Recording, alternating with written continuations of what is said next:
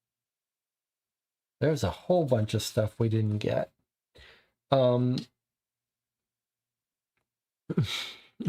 Car, drive away in the car. There was a change in rule too for if you have a car, wasn't there?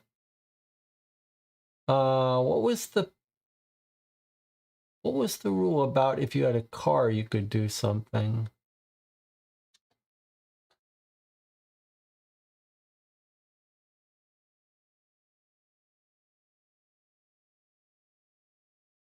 Wasn't there a rule about cars and special rule about vehicles in this one? I think it's on the board space about the car. Yes, you bypass the traps. Okay, you bypass the traps if you're in a car. Those traps were annoying. All right, so what do you want to do? We got 4 of these purple. I think we spend 2 for Dreamer, 2 for crystals, and 2 for unsealing cards. That's my suggestion. Let me see. What cards do we have sealed? Yeah, I think we should do 2 crystals and 2 unseals. I think we should unseal these 2. This one is what saved us. This one made it possible for us to do this mission because we could block a step. And this one is a 3 and a red, which is pretty powerful. Jonathan agrees with that. Okay, so we're leaving this one sealed. We're spending 2 to unseal these chosen cards, and then 2 for 2 crystals. Okay, each dreamer gains an ether. I'm going to go through these rules now, and for once, I'm not going to forget something. This I'm going to be serious about. We can buy at the card. We can buy the vehicle for 10, which we've never can imagine having. Now, we gain an ether. Now we get our shopping cards back. Okay, we can go shopping again, but we only have 2 ether because I spent 1 on a penguin. Now we switch to ordinary days. Now we get rid of the dreamscape, which we'll do some other time. Now the dream gate disappears, so we cannot come back with the same rules. However, we are getting a version that brings us back here, 239. So we've got a version of this dream that comes back, 239Z. Return to the Eternal City. Okay. And this one gets removed.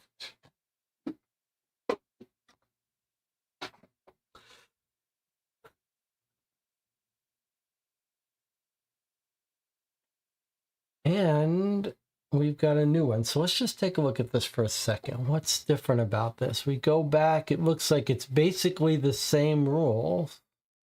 Place 1 denizen, 3. It looks the same. It's cheaper to come back. Only 1 key. This looks exactly the same, except different reward when you finish it, though. Okay. All right, and another dream. So we're getting 2 dreams again. 239, the Great Library. Oh, that's kind of exciting. Wasn't there a story about the Great Library? Didn't we want to go to the Great Library to learn more about our past? I think we heard about this library at some point in the newspaper or something. 4 keys. Wow. The Dreammonger mentioned it a ways back, says Jonathan. This place leaves you hollow inside. I don't like the sound of that. 4 keys. Okay, but now we have 2 dreams. Okay. Hint, the Eternal City dream hides a secret dream gate tile. If you haven't found it already, your campaign may get stuck. What? The Eternal City dream hides a secret dream gate tile.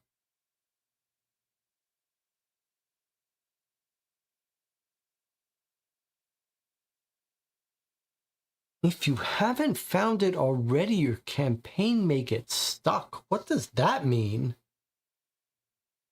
I don't understand.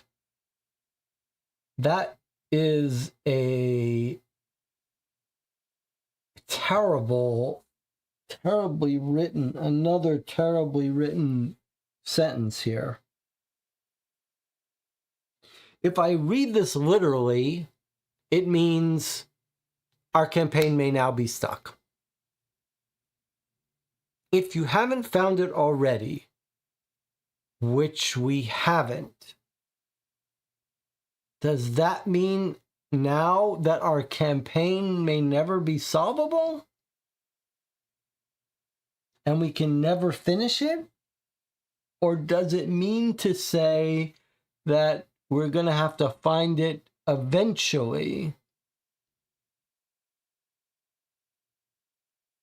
Does it mean we have to find it eventually?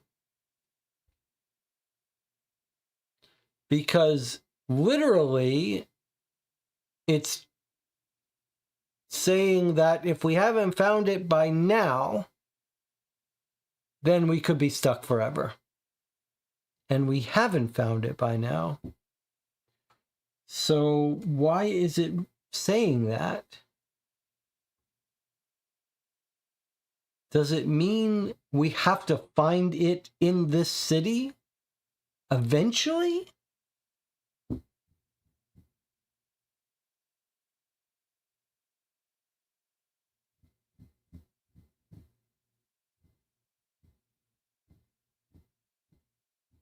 What is this really trying to say?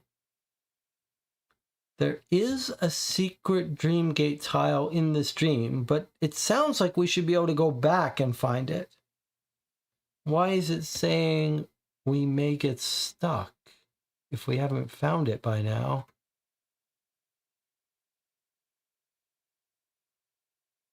It seems more logical that what it really wants to be saying is the Eternal City hides a secret dream gate tile. You may have to find it to progress the campaign. If it said that, then I would know, okay, we have to keep coming back here till we find it if we get stuck. Another way that sentence could be written, if I'm right, is it could say, the Eternal City dream hides a secret dream gate tile. If your campaign gets stuck, you'll have to find it. That would be logical. It would just be telling you, hey, look, if you run out of dreams, except for this one, then you'll know you got to come back here until you find it. But the way this reads now, we're screwed. Genetics is close with the community, so maybe you can shed some light on that. You are not stuck. You have more dreams. You just need to get back to return to the Eternal City. It sounds like you're saying it works like I'm saying it should work, but then that should be rewritten. Any thoughts, Jonathan? Genetics says that's actually better. You have a hint. When we played before, we had no idea there was a secret there, so we ended up going back through all the return dreams multiple times. Oh my God. I swear, no one, I don't know anyone as optimistic as Genetics is about this game, willing to replay dreams just in the off hope. Jonathan says, I think it's saying we eventually have to find the dream gate in this dream. Yes, that makes sense. That would be another way to write it. That would be another nice way to write this thing. The Eternal City dream hides a secret dream gate tile. You will eventually need to find it. Perfect. If that's what it means, that's what it should say. That would make much more sense than this sentence, which is saying something very different. Okay, I like Jonathan's wording the best, if that's what it means. If that's what it means, maybe Genetics can try to get that changed. Okay, any thoughts about this mission we just played? Let me give some quick thoughts. I mean, this has a lot of what I like. It's filled with these little mini mysteries that we should be able to go and resolve. The only crazy thing is that it seems almost impossible to make them trigger, and nearly impossible to win this scenario solo. So, on the other hand, I don't know, maybe nothing really bad happens if you don't get all of the places cleaned up. So I think what's going to happen is when we come back here, we are going to house rule this penguin and cat, and we're just going to travel around with them, and they're going to help us resolve all the mysteries, and we are going to take care of the mysteries with penguins, not denizens. And the morphings, I hate morphings. I'm inclined to, I think we're going to house rule those morphings pretty soon. I think we're going to house rule those morphings pretty soon. I have a suggestion for that. The morphings are my least favorite part because it feels very random and very punishing.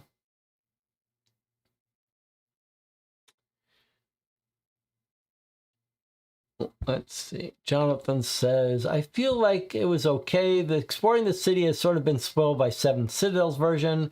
We did get the Huntress card that sort of took the place of one mystery we could have solved, but there are a lot of mysteries if we can only solve one or two per dream.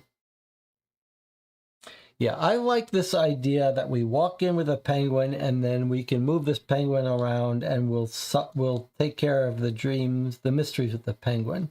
I'm going to also do another, I'm going to propose a house rule for us with these morphings that go on forever. I'm going to propose that any monster you can't kill only can have two morphings, and as new one comes out, they get rid of one of the others. If you can kill a monster, then the onus is on us to kill it. But if you can't kill it, this is kind of ridiculous. I suppose it's like a clock, so maybe it's not the worst thing in the world, but this mission doesn't feel all that great in terms of balance.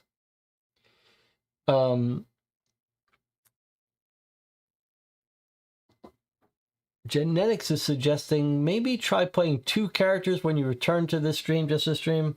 I don't think playing two-handed on a game when each character has their own set of cards and cards that we've never seen for different characters. I don't think so. That's just too much. We're just going to bring out our little penguin. We're going to bring out our penguin. He's going to help us explore. It's going to be fine. It was also crazy that we got our 4 green things and it was just like, have an ether.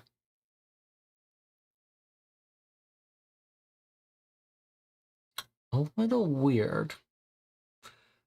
I like the exploration. I like we'll come back here. We will come back here. We'll do some more exploring, but maybe a little anticlimactic. I think we'll have to sort of make up some sort of continuous dream mode for this dream to get through those mysteries faster. Yes, I think you're right, Jonathan. I think we're going to have to house rule this, maybe just this dream. Maybe this dream.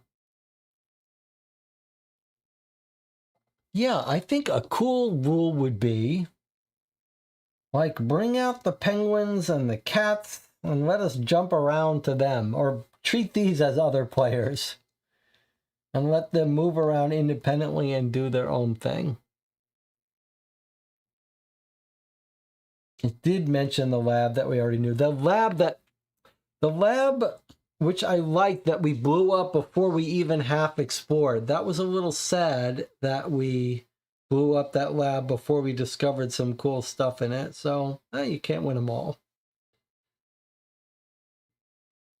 All right, we should call it here.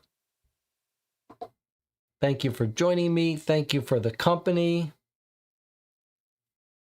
Is there more to discuss? I mean, I'm happy to hang around. Are there people who need help sleeping? Maybe we need like a little button you can push when you're asleep. Then you're like, okay, you can end the stream. I do wish we had explored that laboratory with more before we sent the aliens to attack our planet. It feels like there was stuff we could have discovered there. I guess we got dreams. We got enough dreams to worry about.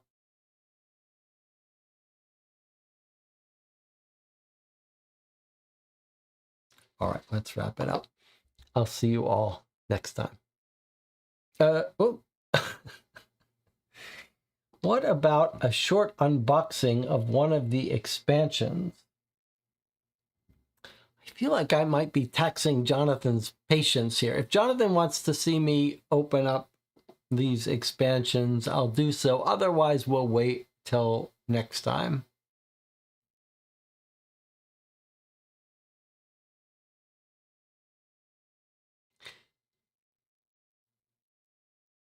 I don't want to abuse Jonathan's patience here.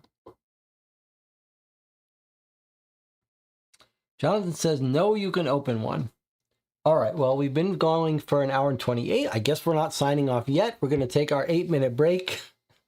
If you're still here after 8 minutes, we will open up these two. We'll open up all 3 expansions. We'll take a look at them. Why not?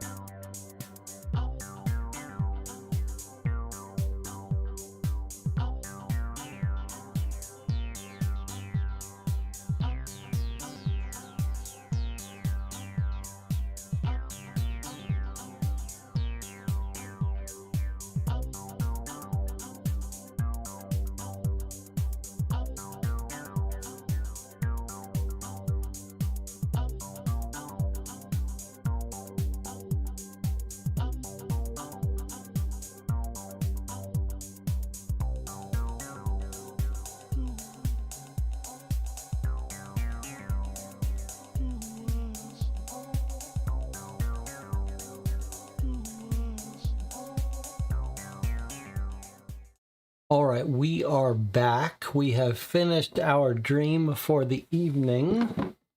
Let me turn off the green screen here. Or actually, maybe we might need that. Okay, so we've decided to take a look at the 3 main expansions for Etherfields. Remember, Etherfields is a pretty old game, 2020 to 22, somewhere in that range. I mean, old as far as these kinds of games go.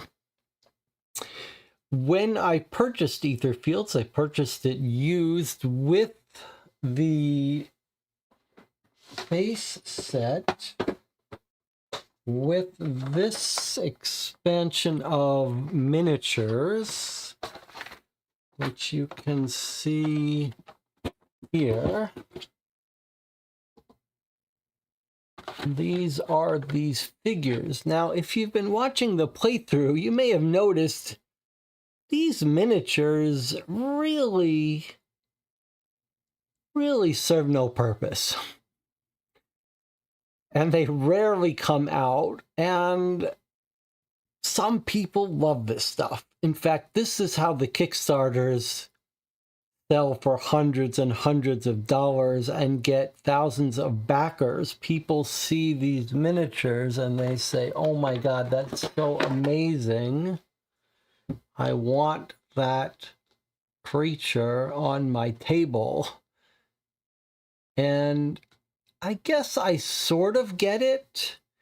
There is something enjoyable about when you're playing a game with multiple people around a table and you see this crazy thing go out. I mean, we've been playing for 40 hours and none of these creatures ever come out.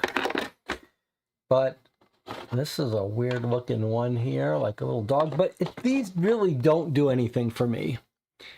These are all sun drop. That's what they call this little shading. Normally this wouldn't, normally when you buy a game with miniatures, these would all be very plasticky looking and you could paint them. I have done some painting of games myself. In fact, all of the little, so with all my negative saying about the miniatures, you can see I have gotten bit by this bug, and these are all miniatures for Mansions of Madness that I have painted many years ago. There's 3 boxes of these. I have these, I have another box of the heroes, and then I have a box of much larger figures. There is something to having a fully colored miniature on the table, but I do not enjoy painting, and maybe it has something to do with trying to live stream this stuff. The miniatures don't really work for broadcasting on YouTube, because when this guy comes out on the table and you see him, he looks like this. Now this really, that doesn't really work. You can't see him. And these miniatures take up too much space. So when we play on YouTube, like this, it's not helpful. And it would be much better to have a little circle with a picture. So these are becoming less and less important to me. And genetics makes another interesting point. It's not just that these miniatures exist, but there's actually an alternate miniatures box that does nothing but give you an alternate set of these that look different, which is real insanity. Anyway, when I bought Etherfields, I somehow managed to avoid buying everything. Jonathan Warner, who's joined me today, is the person who made me buy Etherfields because he was curious about it. So I bought the main set. It came with this, the Sundrop version, and it came with this expansion, which is 2 campaigns in this box. The base game, which is about double the width of this, itself has 2 campaigns. We're playing the main campaign, and I gather there's a second campaign in there that deals with how does it work? Seventh Citadel, Seventh Continent has a way where when you play a different campaign, you read different scripts. But in this game, there's one main book of scripts, so I'm not sure how the different campaigns work. The different campaigns in the base box, 2 campaigns in the base box, how does that even work? I don't know. This app is what is saving our life here. And you'll notice that when you choose campaign, look at the choices you get. You've got Core and Belshazzar. Those are the ones that come in the main box. So I believe there's 2 campaigns in the main box, but I don't know how you differentiate between the 2 of them. I don't think that they're not like totally separate sets of dreams. So I don't know. Anyway, the She, Wolf, and Harpy are the 2 that are in this box. But you can see this app also has the Sphinx and the Funeral Witch. So it's all playable in the app. Jonathan asked if they come with their own books. Yes. Well, let's take a look now. So now we're going to take a look. We'll start with the big one. And we'll see what it comes with. So here is the script book for these 2 campaigns. Maybe we can see the difference here, how they split 2 campaigns into one book. So here is the Harpy campaign of scripts, and here is this campaign of scripts. So a little bit like Seventh Citadel, I guess the idea is that you go through the same exact dream. It's just the paragraphs that you read are different. Now that is a very weird concept. That is not the way Seventh Citadel works.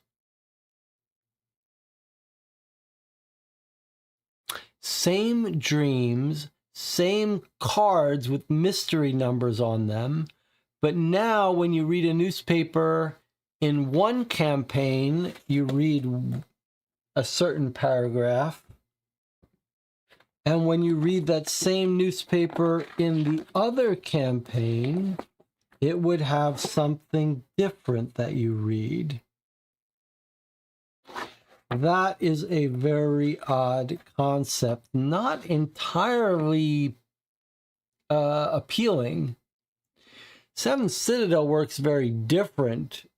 Cards get replaced, tiles get replaced. So the world sort of changes and opens up little different areas. In this one, it seems like you play through the same maps with the same tiles with the same enemies, but the paragraphs change. Okay, so 2 campaigns in here.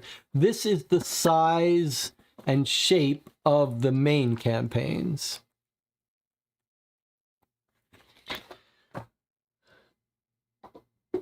Genetics says, you're quite fortunate. Back when we played, the app didn't include the expansion. It was limited to the core box only. Almost all the hints, typos, and errata are in the app. Definitely a lot tougher for us back then.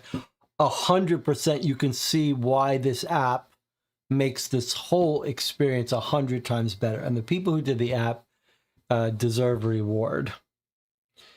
Okay, so let's see. So there are tiles here to replace the miniatures and new symbol tokens that you can spot. New masks, 3 new masks. We're not going to look at what they do because that would be stealing. It's clear we're going to play this whole campaign having only seen a tiny number of masks. And then you can see there's 3 miniatures. There's actually 4 miniatures. Do you know what miniature goes here? You probably may not realize that the flying cat came from this expansion. So if you didn't get this expansion, you don't get this solo flying cat.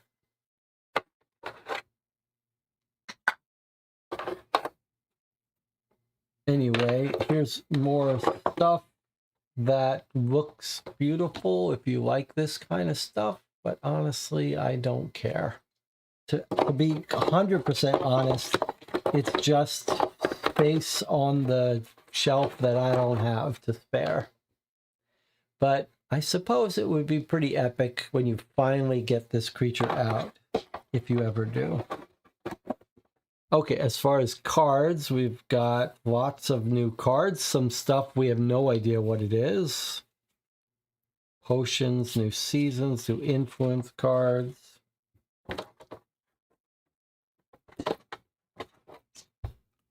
Multiple decks. These would be secret cards that you would get out while playing a new dream. Whoa, some cool stuff here. More secrets cards that come out during dreams.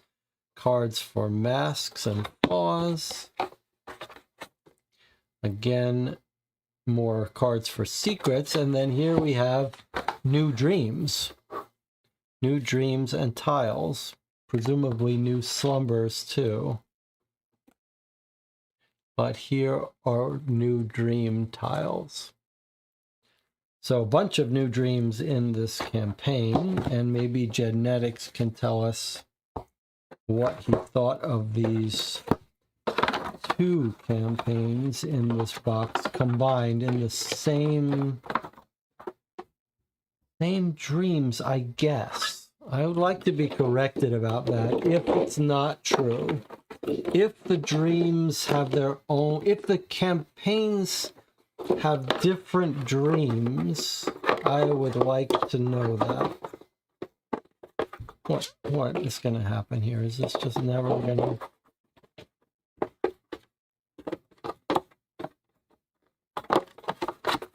Okay. I assume that the two campaigns in the core and the two campaigns here share the same dreams. Couldn't the goal paragraphs bring out unique dreams? It could be. I guess I don't know for sure, but I would love to be told. Maybe Genetics can tell us. Genetics says, I love the She-Wolf Mini. That's my favorite. So my question is, two campaigns in this box and two campaigns in the core box, how much do they share the same dreams? And how much do they have separate dreams? While we're waiting for that answer, let's take a look at the next two expansions. Each one has one campaign. Here is the Sphinx campaign.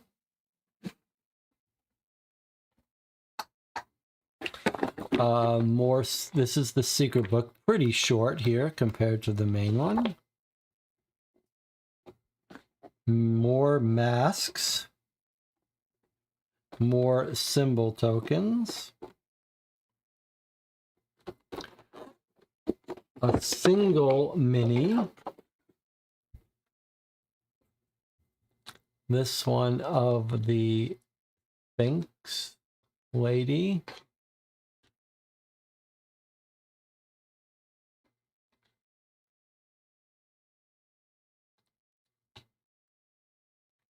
again, sun drop, for what reason, I don't know, because I can't control myself. 2 packs of influence and secret cards, and here are the dream tiles. So a pretty short little campaign here in this box.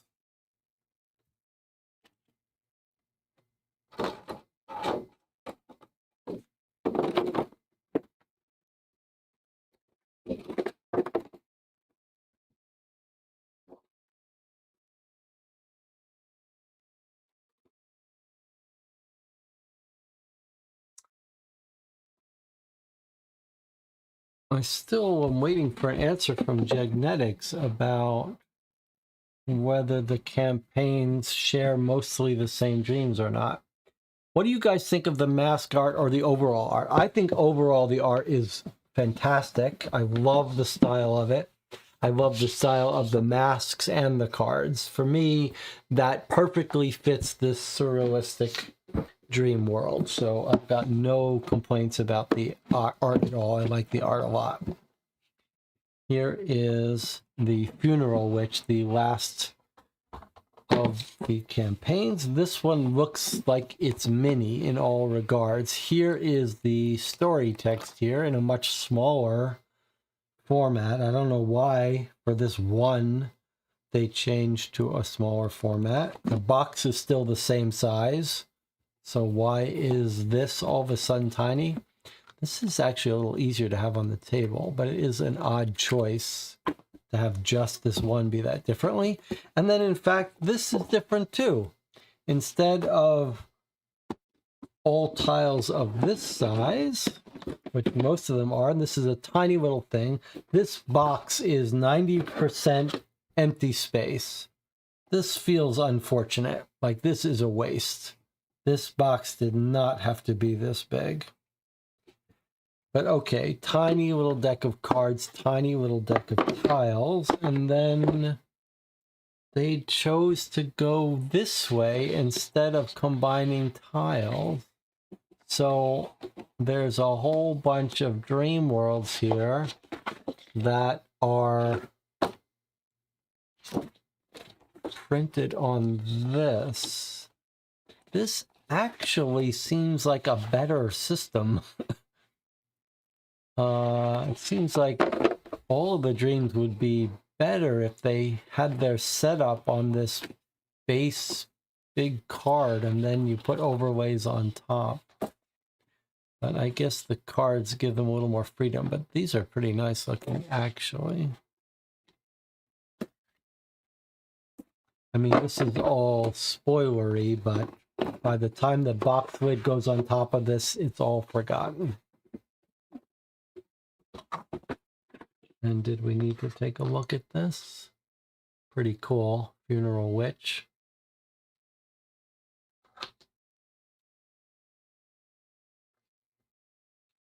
Again, does nothing for me. In fact, I'd rather have just a picture of it in a book. But okay. I get different strokes for different folks. So there you have it. The Sphinx campaign, Funeral Witch campaign, and the Harpy and She-Wolf campaigns. Will we ever play any of these? Honestly, the odds are pretty low. Having said that, the odds that we're going to finish the Etherfields campaign that we are currently on, which could involve another 100 hours of play, is pretty high. I feel like once we've started down this path, it's hard to turn back now. And I am really enjoying Etherfields. There's a little description behind the box, if you look at it.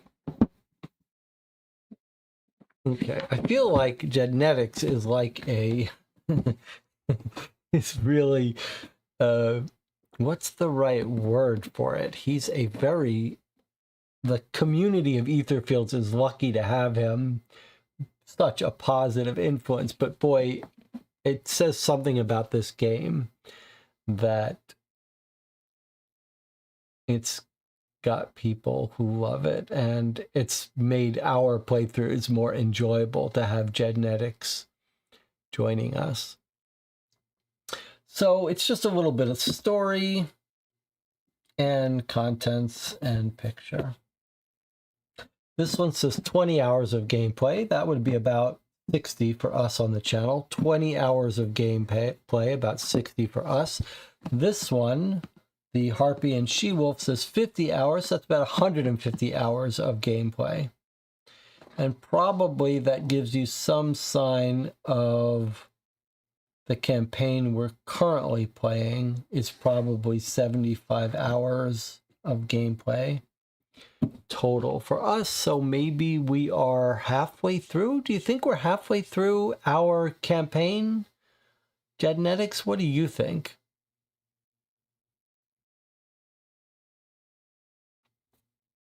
How far into our campaign are we currently in Etherfields?